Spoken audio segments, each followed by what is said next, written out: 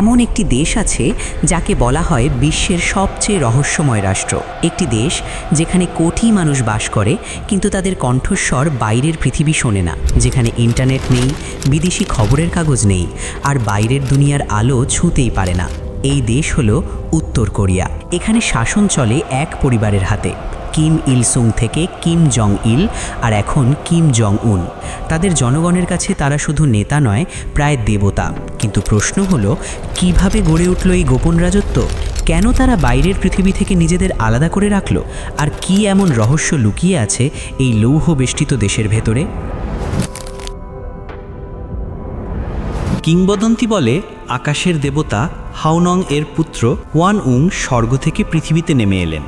মানুষের কষ্ট দেখে তিনি চাইলেন তাদের পাশে থাকতে। পাহাড়ের কুয়াশার ভেতরে তিনি এক গুহায় পেলেন দুই প্রাণী, একটা বাঘ আর একটা ভালুক। তারা দুজনেই মানুষ হতে চাইল। ওয়ান উং বললেন, যদি তোমরা 100 দিন সূর্যালোক না দেখে কেবল রসুন আর মগওয়ার্ট খাও, তাহলে তোমরা মানুষে রূপান্তরিত হবে। বাঘ হাল ছেড়ে দিল, কিন্তু ভালুক ধৈর্য ধরল। 100 দিন পর সে মানুষে পরিণত হলো। তার নাম হলো উংনিও। হাওনং তাকে বিয়ে করলেন, আর তাদের সন্তান হলো দানগুন ওয়াংজিয়ম। সেই সন্তানই পরবর্তীতে কোরিয়ার প্রথম রাজা। খ্রিস্টপূর্ব 2333 সালে দানগুন ওয়াংজিয়ম প্রতিষ্ঠা করলেন গোজোসন। এটি ছিল কোরিয়ার ইতিহাসে প্রথম সংগঠিত রাজ্য। এখানে মানুষ গড়ে তুলেছিল কৃষি, সমাজ, আইন আর ন্যায়ের ভিত্তি। পাহাড় আর নদী ঘেরা এই রাজ্যে মানুষ প্রকৃতির সঙ্গে একাত্ম হয়ে বেঁচে থাকত। তাদের জীবনের কেন্দ্র ছিল পরিশ্রম, সততা আর পরিবার। যে রাজ্য একসময় গর্বে উঁচু মাথায় দাঁড়িয়েছিল, সময়ের ধাক্কায় তার ভিত্তি একদিন কেঁপে উঠল। গোজোসন, কোরিয়ার প্রথম রাজ্য, ধীরে ধীরে হারাতে লাগল তার শক্তি। দানগুনের মৃত্যুর শতাব্দী পরে রাজ্যের কেন্দ্রীয় ক্ষমতা দুর্বল হতে শুরু করে। স্থানীয় প্রভু ও গোষ্ঠীগুলো নিজেদের এলাকা নিজেদের হাতে নিয়ে নেয়। রাজা আর জনগণের মধ্যে দূরত্ব বাড়তে থাকে। ন্যায় বিচারের জায়গায় আসে লোভ, ক্ষমতার লড়াই আর ষড়যন্ত্র। দানগুনের প্রতিষ্ঠিত সেই ঐক্য ভেঙে পড়ে অভ্যন্তরীণ কলহে। রাজ্য জুড়ে ছড়িয়ে পড়ে দুর্ভিক্ষ, বিদ্রোহ আর যুদ্ধের ধোঁয়া। যখন ভেতর থেকে দুর্বলতা বেড়ে চলেছে, ঠিক তখনই উত্তর পশ্চিম দিক থেকে এক নতুন শক্তি এগিয়ে এলো, চীনের হান ডাইনেস্টি। হান সম্রাটরা চেয়েছিল কোরিয়ার ভূমি দখল করতে, কারণ এখানে ছিল লোহার খনি, উর্বর জমি আর কৌশলগত পাহাড়ি পথ। খ্রিস্টপূর্ব 108 সালে হান সাম্রাজ্যের সেনারা গোজোসেনের রাজধানী আক্রমণ করল। সেই যুদ্ধ ছিল রক্তক্ষয়ী, নির্মম আর এক যুগের অবসান। রাজ্য পতন হলো, দানগুনের উত্তরাধিকারীরা পরাজিত হলো। হান সাম্রাজ্য কোরিয়ার উত্তরে প্রতিষ্ঠা করল 4টি সামরিক ঘাঁটি, যেগুলোকে বলা হতো 4 হান কমান্ডারিজ। কিন্তু এখানেই গল্প শেষ নয়, কারণ কোরিয়ার মানুষ কখনো মাথা নত করেনি। যারা গোজোসেনের পতনের ধ্বংসাবশেষে বেঁচে ছিল, তারা পাহাড়ের পেছনে, নদীর ধারে নতুনভাবে জীবন গড়তে শুরু করল। গোজোসেন হারিয়ে গেল ইতিহাসের ধুলায়, কিন্তু দানগুনের আত্মা রয়ে গেল প্রতিটি কোরিয়ানের রক্তে। পতনের ভেতর থেকেই জন্ম নিল নতুন এক যুগ, যা কোরিয়াকে নিয়ে গেল আরও বড় স্বপ্নের পথে। গোজোসেন পতনের পর কোরিয়ার মাটিতে নেমে এলো এক বিশৃঙ্খল সময়। কিন্তু ইতিহাসের সৌন্দর্য এখানেই। প্রতিটি পতনের পরেই জন্ম নেয় এক নতুন উত্থান। সেই ধ্বংসস্তূপের ভেতর থেকেই জন্ম নিল 3 শক্তিশালী রাজ্য, গোগুরিও, বেকজে এবং সিল্লা। এরা কোরিয়ার নতুন ইতিহাস গড়ল, যুদ্ধ, শিল্প, ধর্ম আর বীরত্বে ভরপুর এক যুগ। গোগুরিও, উত্তরের অজেয় শক্তি। গোগুরিও ছিল সামরিক শক্তির প্রতীক। তারা হান সাম্রাজ্যের বিরুদ্ধে যুদ্ধ করে নিজেদের স্বাধীনতা প্রতিষ্ঠা করেছিল। তাদের রাজ্য বিস্তৃত ছিল কোরিয়ার উত্তর থেকে চীনের মাঞ্চুরিয়া পর্যন্ত। তাদের দুর্গ ছিল পাথরে খোদাই করা পাহাড়ের উপরে নির্মিত। সৈন্যরা শপথ নিত, মৃত্যু হলেও পিছু হটা নয়। গোগুরিও শুধু রাজ্য ছিল না, ছিল এক অদম্য মানসিকতার নাম। ব্যাকজে, সংস্কৃতি ও শিল্পের স্বর্ণযুগ। গোগুরিও যখন যুদ্ধের রাজ্য, তখন দক্ষিণ পশ্চিমে জন্ম নিল ব্যাকজে, এক রাজ্য যাদের শক্তি ছিল সংস্কৃতি আর বুদ্ধিমত্তায়। তাদের রাজা অঞ্জ প্রতিষ্ঠা করেছিলেন এমন এক সভ্যতা যেখানে শিল্প, সঙ্গীত, ভাস্কর্য আর স্থাপত্যে ছিল এক অপূর্ব সৌন্দর্য। ব্যাকজের মানুষরা ছিলেন শিল্পী, পণ্ডিত ও বণিক। তারা চীনের হান সংস্কৃতির প্রভাব গ্রহণ করে কোরিয়ায় আনলো লেখা, দর্শন আর কনফিউশিয়ান শিক্ষা। তারা তাদের শিল্প ও ধর্ম জাপানে রপ্তানি করল, যার ফলেই জাপানের প্রাচীন সভ্যতার ভিত্তি গঠিত হল। ব্যাকজে ছিল কোরিয়ার রেনেসাঁ যুগ, যেখানে তলোয়ারের চেয়ে কলমের শক্তি ছিল বেশি। আর দক্ষিণ পূর্বে ছিল সিলা, এক রাজ্য যারা বিশ্বাস করত জ্ঞান আর ঐক্যের শক্তিতে। সিলা ছিল বৌদ্ধ ধর্মের কেন্দ্র। এখানে গড়ে ওঠে বিশাল মঠ, স্বর্ণমণ্ডিত বুদ্ধ মূর্তি আর শিক্ষালয়, যেখানে দার্শনিকরা নতুন চিন্তা নিয়ে আলোচনা করতেন। সিলার রাজা জিনহুং ও রানী সেয়ন্দক ছিলেন জ্ঞানী ও দয়ালু শাসক। তারা শুধু যুদ্ধ নয়, মানুষকে ভালোবাসতে শিখিয়েছিলেন। আর ইতিহাস সাক্ষী, সিলাই পরবর্তীতে একত্রিত করেছিল পুরো কোরিয়াকে এক পতাকার নিচে। এই তিন রাজ্যের যুগে কোরিয়া কখনো একা ছিল না। প্রতিবেশী চীন ও জাপানের প্রভাব ধীরে ধীরে ছড়িয়ে পড়ছিল। চীনের কনফিউশিয়ানিজম অর্থাৎ নৈতিক শিক্ষা ও শাসনের দর্শন কোরিয়ার সমাজে এনে দেয় নতুন চিন্তা। আর বৌদ্ধ ধর্ম এসেছিল চীনের হাত ধরে, যা পরে পুরো জাতির আত্মাকে বদলে দিয়েছিল। খ্রিস্টপূর্ব প্রথম শতাব্দীতে চীনের হান সাম্রাজ্য যখন শক্তিশালী হয়ে উঠছিল, তখন তাদের প্রভাব পৌঁছে গেল কোরিয়ার উত্তরের সীমান্ত পর্যন্ত। হান সাম্রাজ্য স্থাপন করল 4টি প্রশাসনিক অঞ্চল, যাদের মধ্যে সবচেয়ে গুরুত্বপূর্ণ ছিল লিলাং কমান্ডারি, বর্তমান পিয়ংইয়াং অঞ্চলে।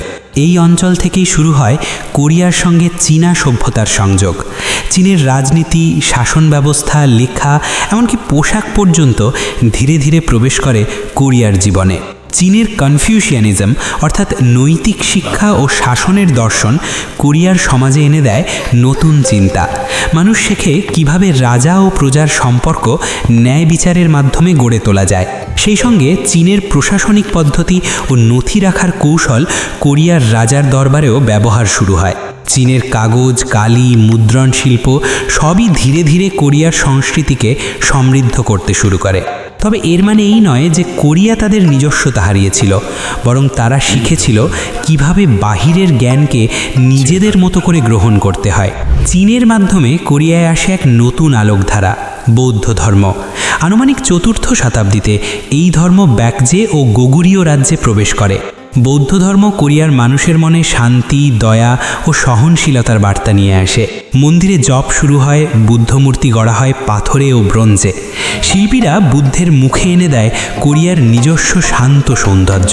বৌদ্ধ ধর্ম কোরিয়ার শিল্প, স্থাপত্য, সঙ্গীত সব কিছুকে বদলে দেয়।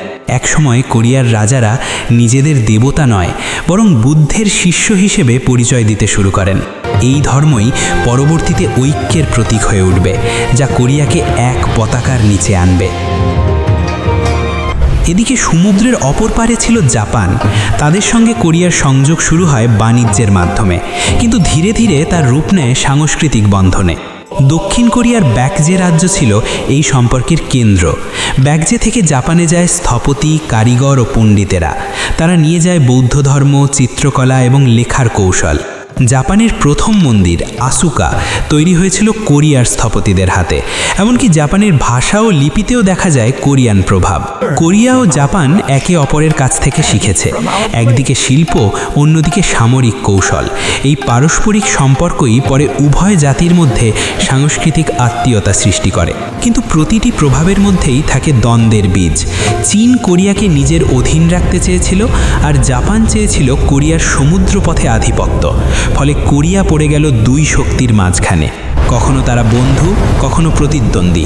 কিন্তু কোরিয়া কখনো ভেঙে পড়েনি, বরং এই চাপে তারা তৈরি করলো এক অনন্য জাতীয় পরিচয়, যেখানে চীনের জ্ঞান ও জাপানের উদ্যম মিশে গেল কোরিয়ান আত্মার সঙ্গে। এই যুগেই জন্ম নিল ঐতিহ্যের ভিত্তি, যা পরবর্তীতে একীভূত কোরিয়ার ভিত্তি স্থাপন করবে। চীন ও জাপান কোরিয়ার ওপর প্রভাব ফেলেছিল, কিন্তু কোরিয়া তাদের ছায়ায় হারিয়ে যায়নি, বরং তিনটি সভ্যতার মিশ্রণে জন্ম নিল এক নতুন কোরিয়া, জ্ঞানে, ধর্মে ও শিল্পে আলোকিত এক ভূমি। ইতিহাস বলে সভ্যতা তখনই মহান হয় যখন সে অন্যদের থেকে শেখে কিন্তু নিজের আত্মা হারায় না। কোরিয়া সেই প্রমাণ। যুদ্ধের শতাব্দী, ভাঙা গড়ার ইতিহাস, 3 রাজ্যের প্রতিদ্বন্দ্বিতা সব মিলিয়ে কোরিয়ার মানচিত্র যেন এক অনন্ত অশান্তির প্রতীক ছিল। কিন্তু ইতিহাসের প্রতিটি অন্ধকারের পর যেমন সূর্য ওঠে, তেমনি এই অশান্ত ভূমিতেই জন্ম নিল এক আশ্চর্য ঐক্যের গল্প। ইউনিফাইড সিল্লা, এক পতাকার নিচে একত্রিত কোরিয়ার সূচনা। খ্রিস্টীয় 6ষ্ঠ শতকের দিকে সিল্লা রাজ্য ধীরে ধীরে শক্তিশালী হতে শুরু করে। রানী সন্দাক ছিলেন বুদ্ধিমতী ও দূরদৃষ্টি সম্পন্না শাসক।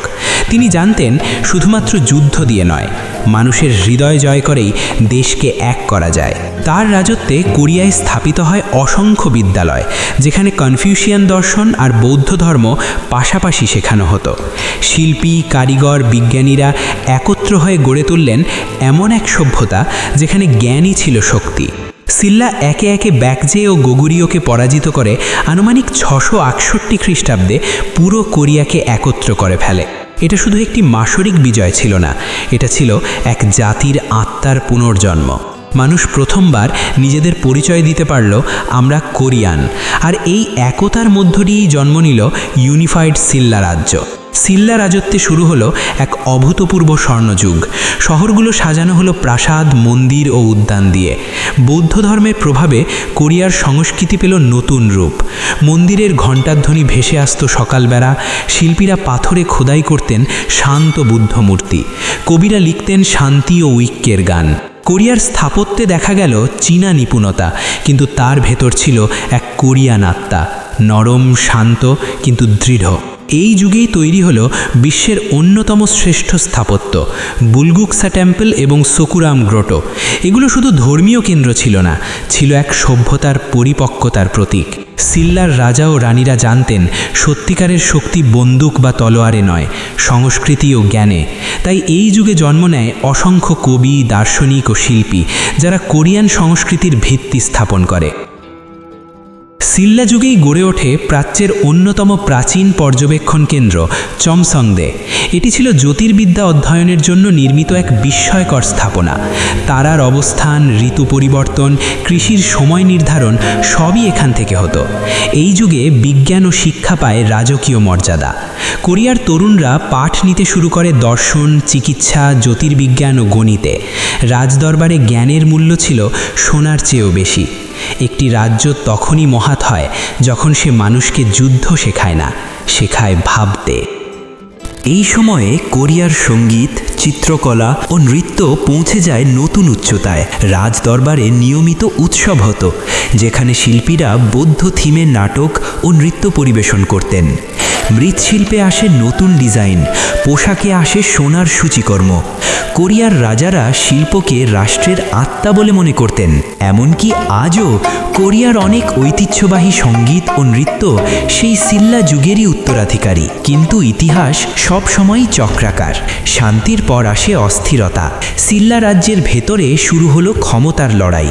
ধীরে ধীরে অভ্যন্তরীণ সংঘাত আর রাজনৈতিক দুর্নীতি এই স্বর্ণযুগের শেষ অধ্যায়ে রচনা করল। 9ম শতকের দিকে সিল্লা দুর্বল হতে থাকে, আর কোরিয়ার মাটিতে জন্ম নেয় নতুন শক্তি, গোরীয় রাজবংশ। কিন্তু সিল্লা যা রেখে গেল তা ছিল এক চিরন্তন শিক্ষা, ঐক্য, জ্ঞান আর সংস্কৃতি এক জাতিকে অমর করে তোলে।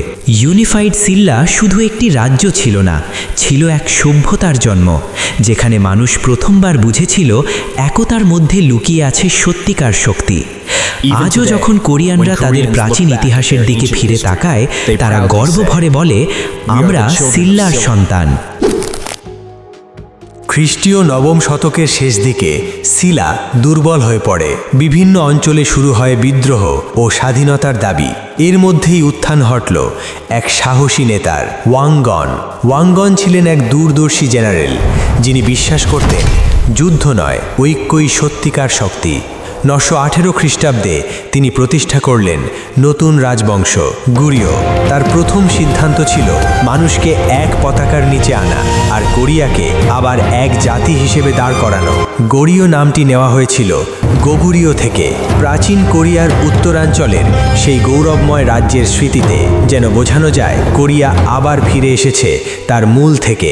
ওয়াংগন শুধু যোদ্ধা ছিলেন না, ছিলেন একজন রাষ্ট্রদর্শী। তিনি বুঝেছিলেন যুদ্ধ দিয়ে রাজ্য টিকিয়ে রাখা যায় না, টিকিয়ে রাখতে হয় ন্যায়, নীতি আর জ্ঞানের মাধ্যমে। তাই তিনি গড়ে তুললেন নতুন প্রশাসন, যেখানে রাজা ছিলেন জনগণের অভিভাবক আর মন্ত্রী ছিলেন জ্ঞানের প্রতিনিধি। গোরীয় রাজবংশে প্রথমবারের মতো প্রতিষ্ঠিত হল নাগরিক পরীক্ষা ব্যবস্থা, যা চীনের ট্যাং রাজবংশ থেকে অনুপ্রাণিত। এখানে সাধারণ মানুষও জ্ঞানের মাধ্যমে সরকারি পদে আসতে পারত। এভাবে গোরীয় তৈরি করল এক জ্ঞানভিত্তিক সমাজ, যেখানে শিক্ষা, আইন ও ন্যায় বিচার ছিল রাষ্ট্রের মূল ভিত্তি। গোরীয় যুগে বৌদ্ধ ধর্ম কোরিয়ার আত্মা হয়ে ওঠে। রাজারা বৌদ্ধ ধর্মকে রাষ্ট্রধর্মের হিসেবে স্বীকৃতি দেন। মঠে শুরু হয় শিক্ষা, দার্শনিক আলোচনা ও ধর্মীয় সাহিত্য রচনা। সবচেয়ে উল্লেখযোগ্য সৃষ্টি ছিল ত্রিপিটকা কোরিয়ানা, বৌদ্ধ ধর্মগ্রন্থের সবচেয়ে সম্পূর্ণ ও বিশুদ্ধ সংস্করণ। এটি ৮০,০০০-এরও বেশি কাঠের ফলকে খোদাই করা হয়েছিল, যা আজও সংরক্ষিত রয়েছে। এই কাজের পেছনে শুধু ধর্ম নয়, ছিল বিশ্বাস জ্ঞানের আলো দিয়ে অন্ধকারকে পরাস্ত করা যায়। কিন্তু শান্তি দীর্ঘস্থায়ী হয়নি। ত্রয়োদশ শতকে ইতিহাসের সবচেয়ে ভয়ঙ্কর বাহিনী মঙ্গল সাম্রাজ্য কোরিয়ার দরজায় আঘাত হানে। মঙ্গলরা কোরিয়ার শহরগুলো পুড়িয়ে দেয়, মানুষদের দাস বানায়, মন্দির ধ্বংস করে। কিন্তু গোরীয় জনগণ হার মানেনি।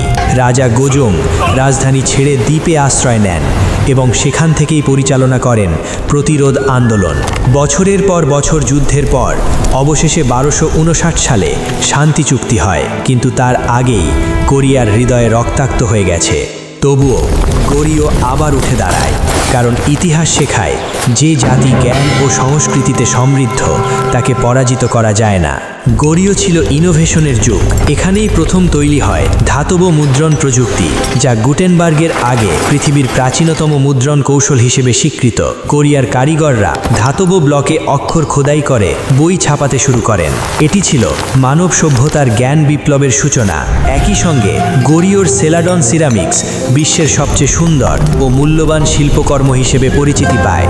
এই সিরামিকের রং, নকশা ও গ্ল্যাজ এমন নিখুঁত ছিল যে চীনা সম্রাটরাও তা সংগ্রহ করতে আগ্রহী ছিলেন। চতুর্দশ শতকের দিকে গোরীয় রাজবংশ দুর্বল হয়ে পড়ে। দুর্নীতি, অভ্যন্তরীণ দ্বন্দ্ব এবং মঙ্গল প্রভাব রাজ্যের ভিত কাঁপিয়ে দেয়।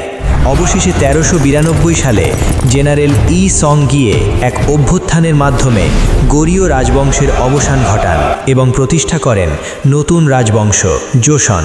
কিন্তু গোরীয় যা রেখে গেল তা ছিল এক অমর উত্তরাধিকার, জ্ঞান, ধর্ম, শিল্প ও প্রযুক্তির এক চিরন্তন আলো। যদি সিলা ছিল ঐক্যের যুগ, তবে গোরীয় ছিল পুনর্জাগরণের যুগ। এক দীর্ঘ রক্তক্ষয়ী ইতিহাসের পর কোরিয়ার মাটিতে আবার উঠল নতুন সূর্য। গোরীয় রাজবংশের পতনের ধ্বংসস্তূপের উপর দাঁড়িয়ে গেল এক নতুন শক্তি, জোসন ডাইনেস্টি। এটি শুধু একটি রাজবংশ নয়, বরং কোরিয়ান সভ্যতার পুনর্জন্ম। ১৩৯২ সাল, গোরীয় রাজবংশ দুর্নীতিতে ভরা, দুর্বল ও পরাধীন। দেশের ওপর মঙ্গল ও ইউয়ান সাম্রাজ্যের ছায়া। ঠিক সেই সময়ে উঠে আসে এক সাহসী সেনানায়ক ই সং গিয়ে। তিনি বুঝেছিলেন যে রাজ্য জনগণের জন্য নয়, সেই রাজ্য টিকে থাকতে পারে না। এক বিপ্লবের মাধ্যমে তিনি ক্ষমতা গ্রহণ করেন, কিন্তু তিনি রাজা হন জনগণের জন্য, না যে নিজের গৌরবের জন্য। নতুন রাজবংশের নাম রাখেন জোসান, যার অর্থ মর্নিং কাম বা প্রভাতের শান্তি। এই নামের মধ্যেই ছিল তার দৃষ্টি, যুদ্ধ নয়, জ্ঞান ও সংস্কৃতির মাধ্যমে উন্নতি। জোসন রাজবংশের ভিত্তি ছিল কনফিউশিয়ানিজম, অর্থাৎ নৈতিকতা, পরিবার, দায়িত্ব ও জ্ঞানের সমন্বয়। রাজারা বিশ্বাস করতেন একজন শাসক যদি ন্যায়পরায়ণ হয়, তবে রাষ্ট্র নিজে থেকেই শান্তি খুঁজে পাবে। এই যুগে গড়ে উঠল রাজকীয় শিক্ষালয় সুংকিউনকোয়ান, যেখানে তরুণ পণ্ডিতেরা কনফিউশিয়ান দর্শন, সাহিত্য, রাজনীতি ও জ্যোতির্বিজ্ঞান শিখত। এখানে জন্ম নেয় স্কলার অফিশিয়ালস, যারা রাষ্ট্রকে পরিচালনা করত জ্ঞানের আলোয়, না যে তলোয়ারের ভয়। এইভাবেই জোসান রাজবংশ তৈরি করেছিল ন্যায়ভিত্তিক এক সমাজ, যেখানে জ্ঞানই ছিল শ্রেষ্ঠ শক্তি।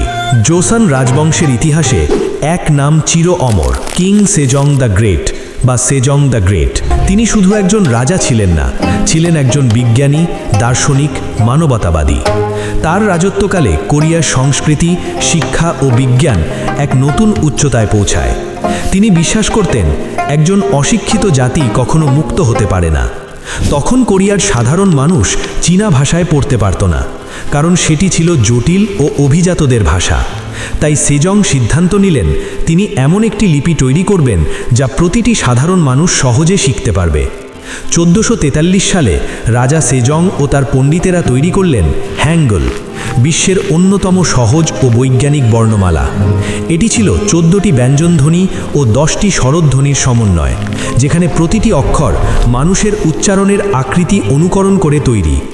হ্যাঙ্গল ছিল শুধু একটি লিপি নয়, এটি ছিল এক বিপ্লব, কারণ প্রথমবার কোরিয়ান জনগণ নিজেদের ভাষায় কথা বলা, লেখা ও চিন্তা করার স্বাধীনতা পেল। এই স্বাধীনতা ছিল আত্মিক মুক্তি, যা জোসেনকে বিশ্ব সভ্যতার এক অগ্রগামী জাতি হিসাবে দাঁড় করায়। সেজংয়ের সময় জোসান শুধু সাহিত্যেই নয়, বিজ্ঞানে ও প্রযুক্তিতেও অগ্রগতি লাভ করে। আবিষ্কৃত হয় জলঘড়ি, তারামণ্ডল মানচিত্র, বৃষ্টি মাপার যন্ত্র, যা পৃথিবীর প্রথম বৃষ্টিমাপক যন্ত্র হিসেবে ইতিহাসে স্থান পায়। এই সব উদ্ভাবন প্রমাণ করেছিল কোরিয়ার জ্ঞান চর্চা কেবল বইয়ে সীমাবদ্ধ নয়, বরং বাস্তব জীবনের জন্য নিবেদিত। জোসেন সমাজে পরিবার ছিল রাষ্ট্রের ক্ষুদ্র প্রতিরূপ। সন্তানদের শেখানো হতো পিতামাতার প্রতি শ্রদ্ধা, সমাজের প্রতি দায়িত্ব। রাজা নিজেকে জনগণের পিতা হিসাবে দেখতেন, তাই আইন, ন্যায় বিচার ও শৃঙ্খলা ছিল সমাজের মূল ভিত্তি। এই যুগে জন্ম নেয় অসংখ্য সাহিত্যকর্ম, চিত্রশিল্প, কবিতা ও ঐতিহ্যবাহী সঙ্গীত। জোসেন যুগের এই সংস্কৃতি আজও কোরিয়ার হৃদয়ে বেঁচে আছে। জোসেন ছিল আলোর যুগ, যেখানে জ্ঞান, ধর্ম, বিজ্ঞান ও মানবতা মিলেছিল এক বিন্দুতে।